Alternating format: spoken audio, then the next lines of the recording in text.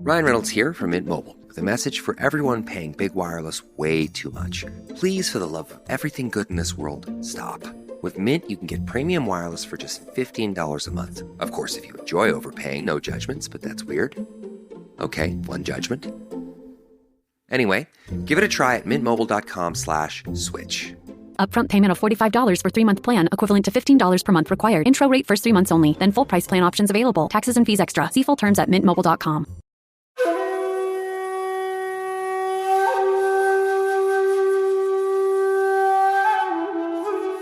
If you've struggled with stress, balance, or burnout, and simply feel discouraged or even defeated, and if you're ready to move from force to flow and enjoy ultimate Zen success in your career, health, or relationships, then the Zen Success Show is for you.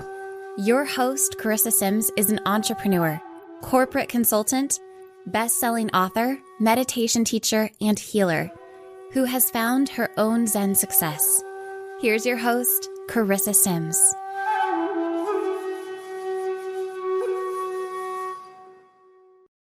Welcome to this week's episode of Zen Success. Today, I have the pleasure of speaking with Tonya Comer. Hi, Tonya. Hi there. How are you?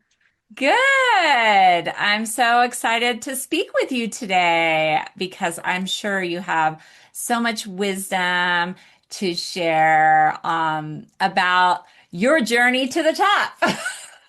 Yeah. So I love Thank it. you. Tanya's story is one of rising with grace, grit, and purpose. From the projects of Pittsburgh, Tonya climbed into broadcast journalism, corporate America, and ultimately entrepreneurship. She built an award-winning interior design firm and was named one of the top 20 African-American interior designers in the United States. I see a TV show. Oh my gosh. Don't you think? I have heard that so often. Oh, yeah, come on. Behind the accolades and ambition was a woman shackled by shame and self-doubt. Her own self-sabotage led her to rock bottom. Through years of inner work to heal the wounds of abuse, bullying, poverty, and abandonment, she developed life tools that rebuilt her from the inside out. It's almost like, okay, dare I say, the universe, God, gave you such a hard life so you could help others and give them hope. I couldn't agree with you more. I could not agree with you more. Beautiful. Her book, In High Heels on a Ladder, The 7 Power Tools for Designing Your Life, is a winner of a 2024 Nautilus Gold Award for Business and Leadership. As a transformational speaker and coach, Tonya helps high-achieving women remove their masks, reclaim their truth, and rise in authentic power, ready to lead, create meaningful impact, and build their legacy. So happy to connect with you, Tonya. It's likewise my pleasure. So great to be with you today. I've been looking forward to our conversation for a long time. It's been months. Oh, amazing, amazing. Well, what inspired you to write your book, In High Heels on a Ladder? And what is the concept of it? Yes. Let's start with the concept first. So I actually have one of my books here. Great. It's so And beautiful. oh, thank you so much. So the title represents the high heels represent the challenges that we experience in life, having to elevate ourselves. The ladder represents the upward climb toward what I'm considering to be self-actualization. But figuratively in the corporate world, there's been an association with the ladder of success, right? Climb the corporate ladder. I mean, people say that, or they say it in entrepreneurship, the ladder of success. And I love how you are reframing this, because what you're saying is it's your own journey and ascension. Is that? That is exactly right. And the power tools for designing your life are the tools that I recommend we use in order to design a life that has the most personal fulfillment. And so my book is actually a journey written as a love letter for women to help them take this journey of life to fill what I call the gaps that we find in life. And we'll talk more about the gap through our conversation today, but really it's to help us search and understand the tools that we need to live our best lives. Wonderful. And when you're talking about gaps, can we talk about a few of them? What do you think? Is it self-sabotage, unworthiness? I mean, trauma, past trauma? Like, what are some of those All issues? of the above and Okay. more. Okay. Yes. And so, I believe that we are all we have a human search, right? A human search for belonging, for identity, for meaning. And throughout our lives, there is a foundational belief that starts in life in which I begin to determine who we think we are and are not in the world. And this happens in childhood. So I'll use myself for an example. So when I was, you mentioned in introducing me to the audience that I grew up in a government housing project. I was actually born homeless. My mom did not have a place to take me to when she left hospital after giving birth. And so my mom sat on a park bench and cried for an angel to come and find her and help her at a time when she With felt her most baby, desperate. with With you. her baby. Yes. Wow. And this angel showed up and guided my mom to the government housing authority in Pittsburgh, where my mom could find housing for us. So we found housing in the projects of Pittsburgh, where I grew up until I was off to college. And did you have siblings? I eventually had a sibling when I was a teenager. Oh, okay. But the interesting thing about growing up in this particular situation is I felt different because my fair skin didn't measure up to the darker skinned African American people who grew up in my community. Oh, so did they I maybe not accept you because, Exactly. yeah. Yeah. So I was not accepted. I was bullied in my community. I was bullied in my high school. I had also been abused as a younger child, and I didn't know my father. So I had this sort of unknowing about my own identity as it relates to being a daughter to a man, a father figure. Mm-hmm. So And the abuse that happened in the projects? the abuse was inside my own home Oh, inside your own home within like a relationship. as a child. Yeah. Yeah. From your mom or from a partner that she I was. prefer not to say Oh, if okay. that's No okay. worries. Yes, Yeah, but yeah, I was yeah. That's abused. totally personal. Yeah. Yes. And Okay. so ultimately I began to form an opinion about myself, who I Mm-hmm. believe I am and who I believe I am not in the world. And we all do this. As children, we're seeking to find a place of belonging. It's the third list of needs in Maslow's hierarchy of need, belonging and love. And so we're seeking to find this place where we fit in, where we feel valued, where we feel accepted. We're trying to understand our identity, like who we truly are. And we're trying to know the meaning of our lives. Why do I matter in the world? Well, for me, I felt that I didn't matter in the world. And it was a bullying incident in the third grade in which I declared I don't matter. So all the story I had been making up about the circumstances of my life, being being different, not having a father, growing up in the projects, being abused. These narratives help me in my developing brain say, oh, I must not be important. I must not matter. And so that became what I call the sentence of my life. It's a foundational belief in which I felt I did and did not belong in the world. So most of us do this. So thinking back on,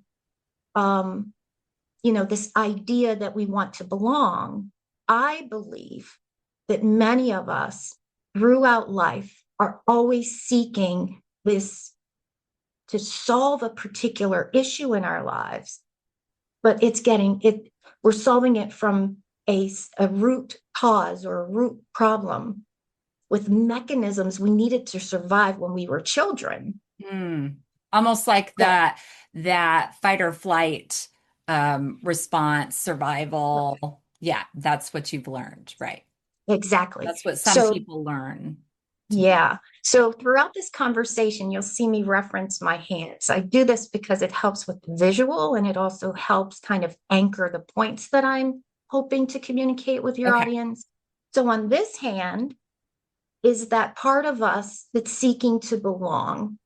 And here is where that fear-based response that you just talked about shows up, because we develop particular responses to the trauma that we experience as a child. And that's fight, flight, freeze, and fold. We either fight back, we take flight, we run, we pause, we stop, we halt, we get paralyzed, we have procrastination, or we give in, people please, acquiesce, lose ourselves. And those are 4 common types of fear-based response. So these we developed as children, but as we grow up and become adults, we're still responding to the world through the traumas that we had as a child and the responses that we had to that trauma.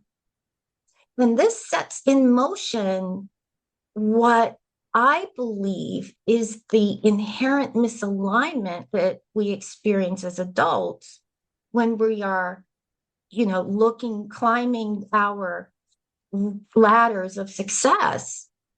We find ourselves in this space where there's a gap between what we believe is true and how we respond, and the life that we are deserving of. And there's a huge conflict. The life that we want, the life we desire, the life we're deserving of. And this is where the gap is. Yeah, between that those makes two. sense. I had abuse when I was 5, and I told my dad about it, and he disregarded it and didn't believe me. And so I felt like ever since then, my voice didn't matter, that it wasn't important. And I think that is kind of like been my journey throughout my life, is just like sharing my voice. And yeah, so it's really interesting. I love the psychology that you put behind it.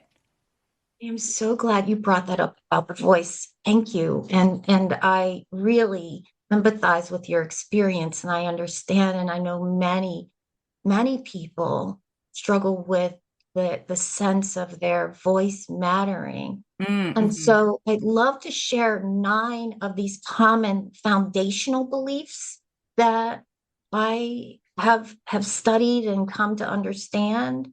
Mine is I don't matter, which I mentioned. Yes. Perhaps your foundational belief might be that you are not heard. Right.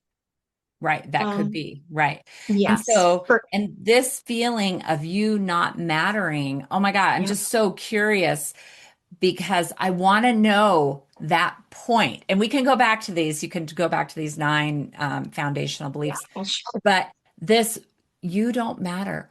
When did you click? When did a light turn on that made you feel that you mattered? Hmm. It wasn't until I hit rock bottom. And I Ah, actually had hit rock bottom twice. The okay. first time I hit rock bottom, that was a true identity crisis. It was so I was at the top of my, the world in my view as an interior designer. I had just been named um, one of the top 20 African American interior designers in the United States. Oh, okay. And you were an employee at this time. No, I owned my own Oh, you business. had your own business. Okay. I just wanted a Yes. context of that. Yes, yes. So I own my own interior design firm, and I had been acknowledged by my peers as being one of the best, one of the top 20 best in the US. And on the other side of that was this woman who was feeling like a fraud and a phony and an imposter, me. And so this part of me had me feeling like a fraud, a phony, and an imposter, but the world was now validating me as someone who was the best.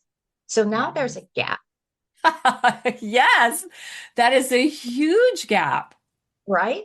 And many of us experience these gaps. I call these the edge of expansion moments when you're seeing an opportunity that has you grow or blossom or be acknowledged or excel or take another path or right go for that promotion, receive a raise. So an edge of expansion opportunity presents itself to me, and there's a gap, and I can't live in both worlds. I can't live in this world believing I don't matter when the world is telling me that I do matter. I have to reconcile the gap Yeah. internally. We can't live in two worlds. So the world that usually wins at these edge of expansion opportunities is the world that is strongest. Okay. Okay. And for most Because of some us, people live in this world. They feel like they're a fraud. They're having a similar experience, but you're saying, you have to figure out and heal this so that you can stay in that frequency of success. yes. And usually it's at the edge of expansion moments when there's going to be a reconciliation. I lived in the world for a long time. I lived in the world as a aspiring interior designer, building a firm, earning accolades. But it was when I got recognized at this particular level, and I was being recognized for other things. I won international interior design awards. I won design awards. I won contests for design. I did all kinds of these Oh things, my but this God. was an edge of expansion moment when I had Yes. to come face to face with what my belief system is and what the world is saying I am. So it was Yeah. an edge of expansion time, right? And you know what I'm seeing also is that because you're recognized by your peers, I mean, this is African American designers. Think about how, like, when you grew up, it was the opposite with from your peers. And I just love Exactly. that how this is like karma, or it's this like beautiful coming full circle. Precisely, precisely. Thank you for seeing that nuance because that is exactly right. So, if in fact I felt I had an identity issue, right? And now these same people who I once thought alienated me are now saying, Tom, welcome to our world. It's an edge of expansion opportunity. Thank you for that. And so now I can't reconcile it. It's too much for me to figure out and comprehend and figure out where I belong because this is now not true. And I'm questioning if this is true. So this had the stronger hold on my life. I don't matter. And so I hit rock bottom. I collapsed. Mm. I fell apart completely. Do you mean Now, physically? just I had a my version of rock bottom. Okay. So I got very ill. Okay. Thought I was diagnosed with a life-threatening illness. My Now there were little things that were happening along the way because again, I'm living in these two worlds, but I'm not thriving in Oh, these two right. worlds, Right. right? I'm surviving these two worlds. So I'm having success. I'm climbing the ladder. I'm working with great clients. I'm earning great design projects. I'm doing great work in the world, but I'm just surviving life because over here, I believe I don't matter. I don't deserve it. I'm a phony. I'm a fraud. I'm an imposter. And so now is the moment of reckoning when I figure out how to thrive, right? We all go through these expansion, these moments, I believe, and this is what I believe is sort of at the root of why we hustle, why we have this hustle culture, why we are trying to, to prove our success, or why success itself is just not enough for us. Because we aren't aligned. We have a gap between who we believe we are and what we really deserve, want, or find to be our purpose. And when there's a gap, there's no alignment. And so for me, it was a complete fall. My marriage began, I separated from my husband. Oh, I was so did you have kids? financially in debt. No, we didn't have children. Okay, but still It was devastating. Yeah, sure. My finances fell apart. As I mentioned, I had a life-threatening illness, and I was just in complete disarray physically. So the long and short of it is, when I hit rock bottom, I had to first look at what happened. What happened? And it took me a while to recognize what was the narrative that I had been living my life by, because I was in such pain. Did someone So help you? Did you have a coach? I started I started this whole personal journey that set in motion this book.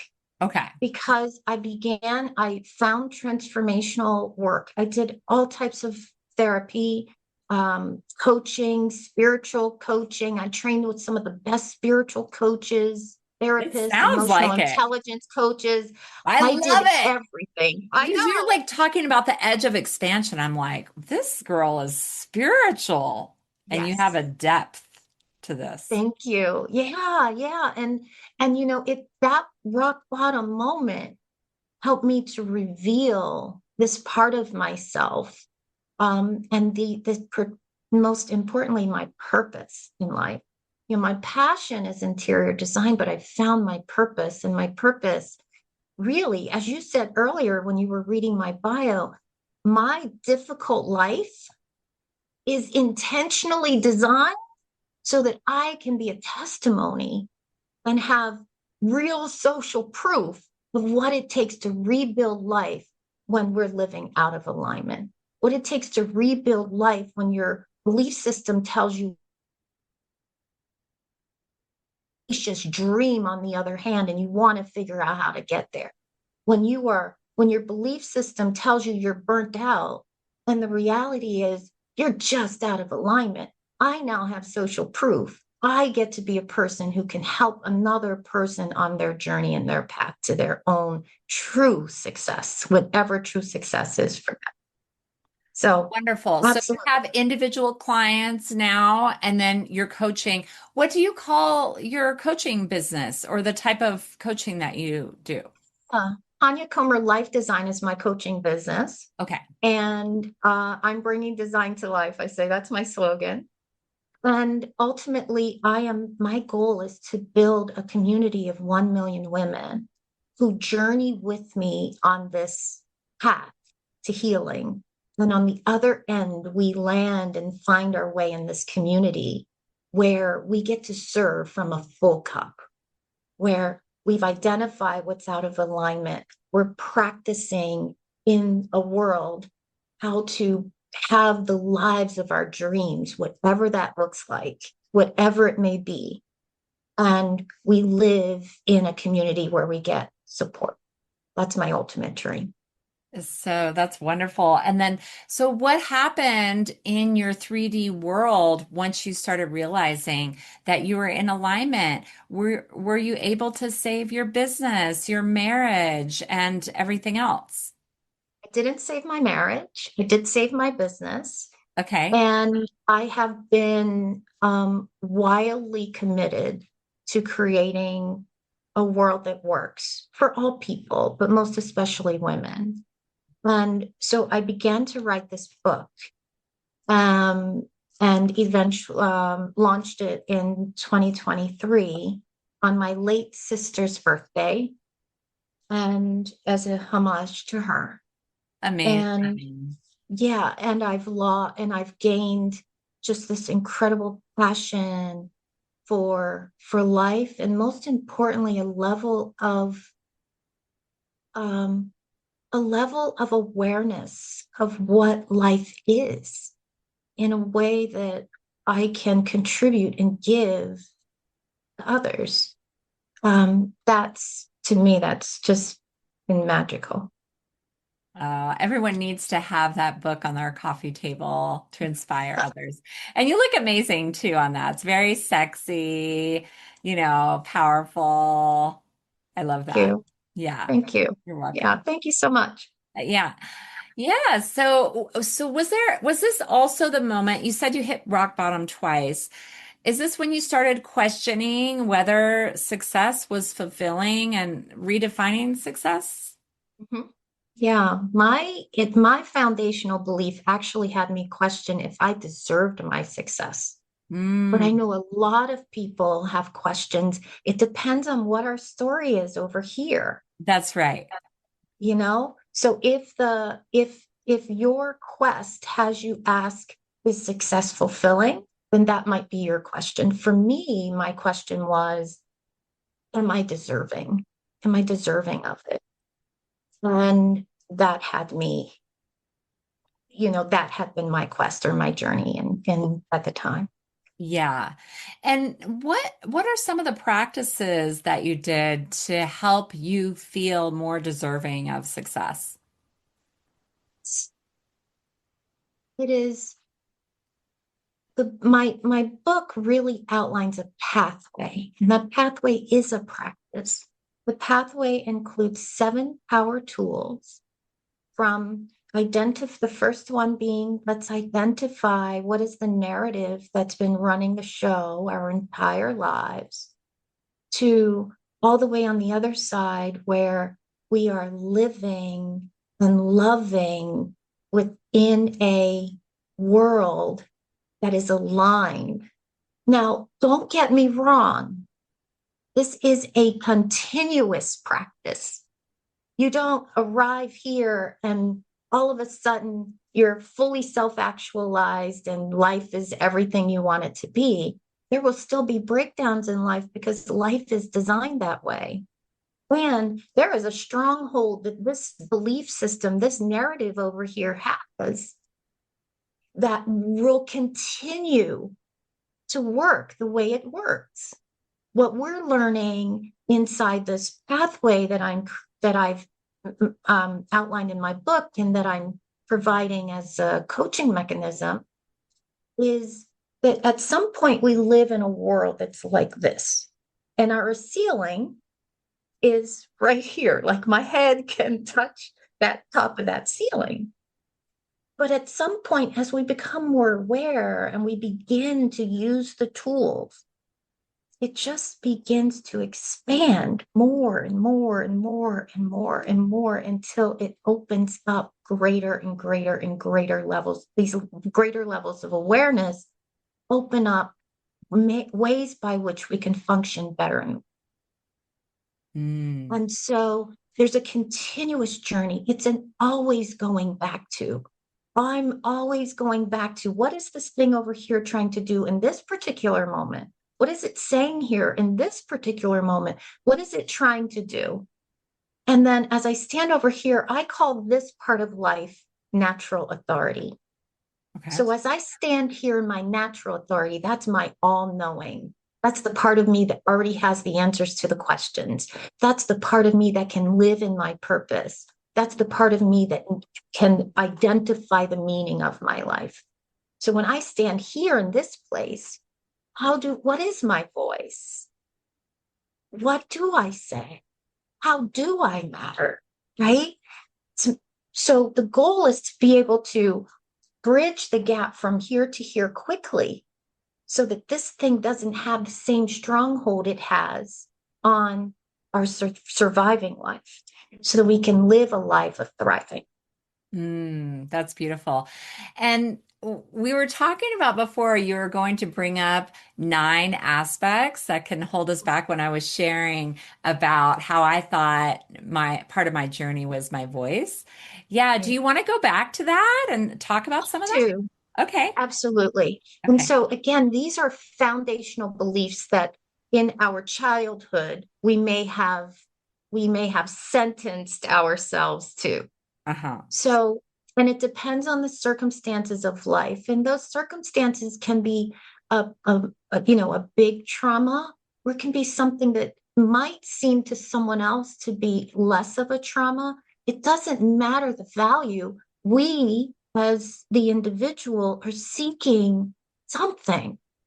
And so we're going to make a decision about ourselves because we all want to belong, fit in, be accepted, and valued. That And makes so as a sense. And it's so right? true what you're saying, the range of whatever happens to us in child, whether we watch it, we observe it, or if it's happening directly to us. I mean, some people can have a huge response to something very minor, like their stuffed animal being taken away. And someone can have a very minor response to something. I would be like, how could you even be here? How could you survive that? And they're like, oh, it's no big deal. And I have a little bit of that too, where I don't want to be like the victim. So I kind of like, I used to minimize what happened to me in the past because I wanted to stand in my power. But you're saying we need to bridge the gap. Yep, exactly. And so some of those foundational decisions, it's exactly right. Like dad could not show up for your piano recital, and you could make that mean I am unloved. Yes. Someone could take your teddy bear away, and you can make that mean that I am powerless, Yes. right? Yeah. I love So how you tie in the examples. That's perfect. right. Your best friend could move away to another city when you're 6 years old, and you can make that mean that I'm abandoned. Or even die. Yeah. Someone could die, and you Yeah. can make that feel that you're abandoned. And Um, yes, I am unwanted. That is another one. We talked about what might be your foundational belief of not your voice not mattering. right. And that has 3 categories. It's I'm not seen, I'm not heard, I'm invisible. Mm-hmm. And then someone might feel like I am not enough. This is different than I am not good enough. There are different types of belief systems that I outline in the book. I am not good enough is a statement of deserving. Okay. I am not enough. That's a foundational belief that gets rooted in our nervous system, right? All of these get rooted in our nervous system. And it is a profound sense of not enoughness, a profound sense of there is nothing about you or that is enough for anything. It's just a Yeah. much different weight attached to it. And I like to distinguish that because generally speaking, when folks talk about what might be missing in their lives and they're looking at past-based beliefs, they always say the not good enough. Well, the not good enough is just a deserving Mm-hmm. statement. But to someone else, the not good enough is a huge trigger because it's I am not enough. Mm. Yeah. And So then that's there's, yeah, deeper. Is that yeah, it's unworthy also? I am not good enough is that's a different one. yes, I am Yeah. not good enough. I am not worthy. I am not deserving. These are all statements of deserving. Right. Okay. Yep. Thank you for that clarification. Another foundational belief is I am bad. Oh gosh, that Um, breaks my heart. Just some of these beliefs are just like, oh, yeah, we are all divine humans and yep. special and here for a reason. And it's like, I just feel emotional when people have that fundamental belief about themselves. It's just like, I mean, you are just a true hero for healing this part of them. Oh, thank you. And I do my work to guide them through the healing. I want to Yeah. make that very clear. Yeah. Yes, you're a And guide. Yes. thank you. Yeah. And the person who believes they're bad might be that just high energy child that was just rambunctious and high Yeah, energy, and they were always scolded for their behavior and made a right. decision about it. And so I referenced the nine. I just want to make it very clear what they are again, if that's okay. I don't matter. I'm unwanted. I'm left or abandoned. I'm unlovable. I am powerless. I am not seen, heard, or invisible. I'm too much. I'm not enough. I am bad. Those are the most Uh-huh. common ones. Yeah. Can we go into too much? Can we go into that fundamental belief? Yeah. What The, might have happened in childhood? that's also the I am bad. Yeah. Similar to Too. that. They're Yeah. correlated, yes. Right. Because the they may have been very chatty, or they may Right. Asking a lot of write questions or something. questions, always diving in. A common thing you see with a young child is they just insert themselves into the adult world so much. The parents are like, just go sit, go play, go, right? And they're just always in there and they're doing their thing. And a parent, I've heard this from women I've coached, that their parents actually use those words. You are too much, not Right. to cause harm to their child. There was never an intention to harm. And almost in all of these circumstances, what I've found with women I've coached, the individual who might have been the accuser almost never intended to cause harm. Yeah. They were living in their own humanity, Mm. right? Mom saying, "Oh, Sally, you're too much." Mom didn't mean to make Sally feel like she was too much. Mom was just dealing in her own humanity, unable to find the way to support Sally in what Sally's needs were at the time. Yes. And so then in your coaching business and your book and everything, is forgiveness part of the process? It is step number 3. It is the hardest chapter in the book.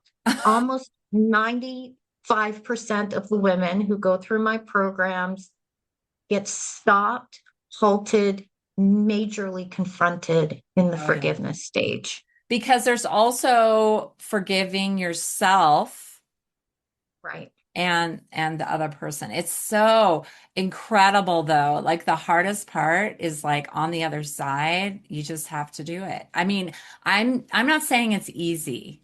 I'm not saying it's easy at all. And No, sometimes you're just not ready. Don't you feel like you have to be ready to forgive?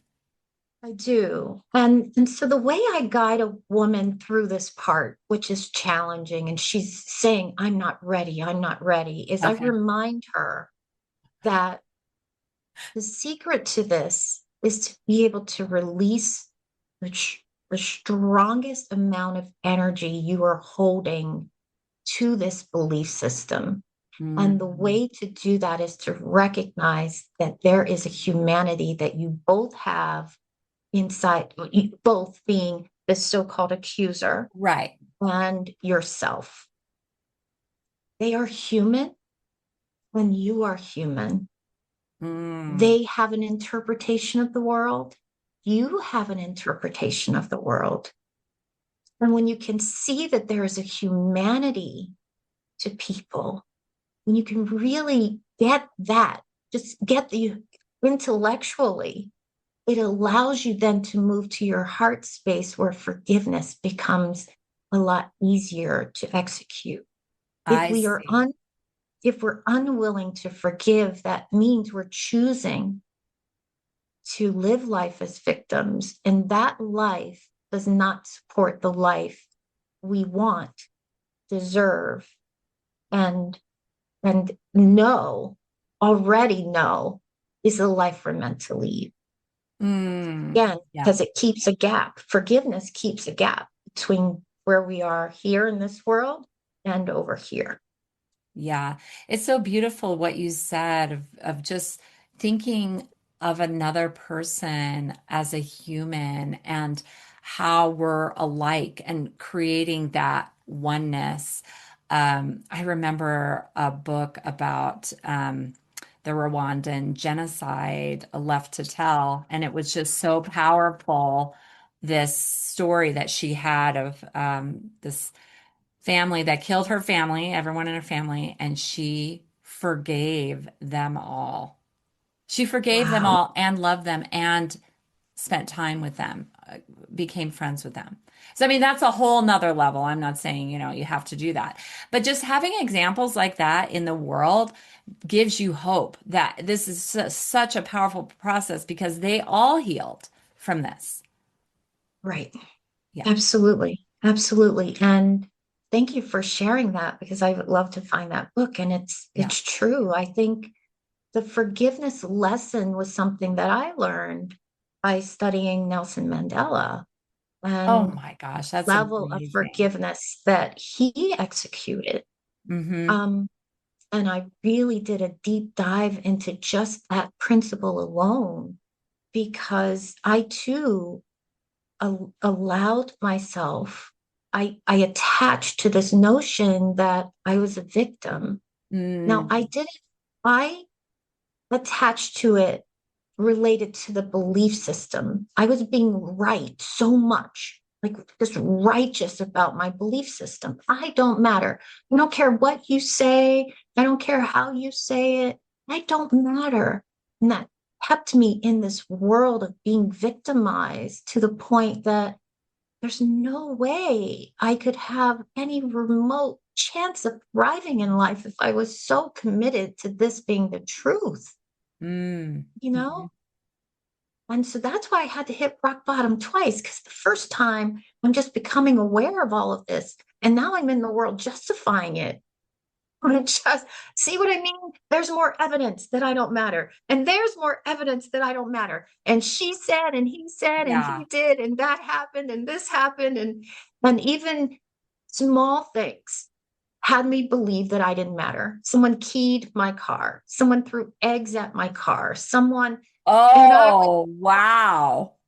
like magnificent. See what I mean? I don't matter in the world. Ah, And it's yeah. dramatic, but that's what happens. We are so committed to this world and it's going to show up in different ways. And mine was being righteous about I don't matter. Yeah, yeah. So that's like a mirror because it's It going to show up. show up. It's Um, just going to show up. And in forgiveness, or the lack of forgiveness, it's very similar. We may not voice it the way I voiced it. We uh-huh. may not recognize it even, but that what one is holding on to, the the attachment to the pain. So for some, there's a sense of retaliation or getting someone back or Yeah. harming the other person, right? In Yes. some way. We do it subtly Revenge. by Revenge. some kind of Yeah. revenge. Right. And we Even just a do, thought is could yeah, be a negative thought about them. Yeah. exactly. And we do it subtly just by dismissing that person or maybe talking to other people about them in a negative way or I lost a very dear friend because of something I asked her to do for me that offended her and Oh. she refuses to forgive me. My my need my ask of her is just to satisfy my need to feel important to her. I'm in my humanity where I'm feeling I don't Mm. matter, and I just needed her to honor something I asked. And she refused to do it. And not only that, she doesn't talk to me anymore. She I'm sorry, I'm so laughing. I just can relate. And these are the real things that we go through in life. Yes. And I am being punished by my friend because I had a need that I just wanted her to respect a boundary that I had for myself. Mm. Right. Well, good for And you. I mean, you did the right thing. It's like having boundaries and losing a friend, just for our listeners, I feel like having the boundary is more important. mm, right, I mean, right. that's, even though it's hard and you Okay. have experienced the loss and everything. It's you're being authentic and true to yourself and your soul and what you need. And in the moment, here's the reality though. This was one of those, in the moment, we're both dealing with our humanity. Okay. That's the bottom line. Yes. When we're sourcing ourselves from here, there is very little retaliation that occurs from this place. When we are sourcing ourselves from here, this is when things get all kind of messy emotionally. That's a good point. Good point. So Okay. see where Right? you're coming from. See where your From. heart is. Oh, that's so good. So there's this idea, you hear this a lot. You should be true to yourself. You should be authentic. But most of us only know ourselves from this Right. place. What is authentic? What is Right. authenticity? What is authentic? Yeah, dive deep into that. Where are you coming And from? Right. And so the problem is, if we only know ourselves from this place, then where are we coming from? We're coming from fight, flight, freeze, and fold. Yeah. But if we know ourselves from this place, we're coming from, and because this is a audio recording, you can't see my hands. But what I'm suggesting to the listeners, there's a part of our lives or world that's on one hand, I'm using my left hand, where I'm suggesting that that's where our surviving life is. And on the right hand, I'm suggesting that this is where a thriving life is. And so we live in these two worlds where there's a gap between my two hands, and that gap is representing all of the misalignment between the two worlds. And so on the right hand, if we're coming from that place, then we're coming from our all-knowing. We're coming from our, what I call the natural authority, part of us that already has the answers to the questions, part of us that's confident, that's living in purpose, that's living in meaning. And I'm suggesting that right hand living is, for most of us, not something that we tap into enough to have it be the way we live our lives by. I'm suggesting that most of us live in the world surviving life on our left hand, where our limiting beliefs are, where these mechanisms that we form in childhood begin to run our lives as adults. And I'm suggesting that for most of us, as we climb the corporate ladder, as we aspire to be personally self-actualized, we are sourcing it from our surviving place. And that's when we have these rock bottom moments. That's when we fall, when we're facing edge of expansion moments. That's when we experience burnout. That's when we hustle and work so hard to have a success. We're doing it from sourcing from our left-hand side, surviving life side, because we're trying to prove something. We're trying to fight against something. We're trying to give in to something. And that is where we spend most of our time. And this is why I believe most of us are not fulfilled when we're successful, why many of us feel like frauds when we're successful. I would say you see that a lot. Very successful people committing suicide, and it's fascinating. Right. I mean, I just feel like it's probably based in what you're saying. Well, as we close up this interview, I was wondering, what is your definition of Zen success?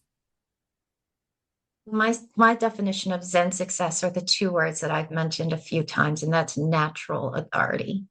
That is the all-knowing. That is the part of us that actually lives in our purpose to fulfill our purpose meaningfully. Wow, I love that. Well, you're also offering a free gift, and I can put it in the show notes as well. Would you like to share more? Oh, I would love to. So I have this guide to natural authority that I would love to share with your listeners. Okay. All they have to do is email hello@tonyacomer.com. Just send an email to hello@tonyacomer.com, TONYACOMER.com, and I will happily share the free gift. Oh, amazing. Well, I'll definitely put that link in the show notes. It's been such a pleasure getting to know you. I have to say, personally, you surprised me by how deep and meaningful this conversation was. Thank you. I love that is a great surprise. It is a I'm great glad. surprise because I like to go deep and I just feel like it's so helpful for people when we can share our own experience, what we learned from it. And I'll put your website, the free gift, how to order your book, In High Heels on a Ladder. So thanks for being on my show today, Tonya. Oh, it has been a real pleasure. Thank you for the gift of sharing this information with your audience. My purpose today is that everyone just has a little piece of curiosity about what life is like in the natural authority, and they're willing to take a step to living their best, most thriving life. So thank you for allowing me to contribute to those followers who would be interested in living their best lives.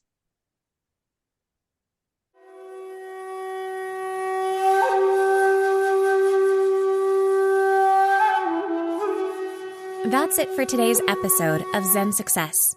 Head on over to iTunes, Google Play, Spotify, or wherever you listen to shows. Subscribe to the show and share with friends. Be sure to head on over to ZenSuccessShow.com to help you on your Zen success journey.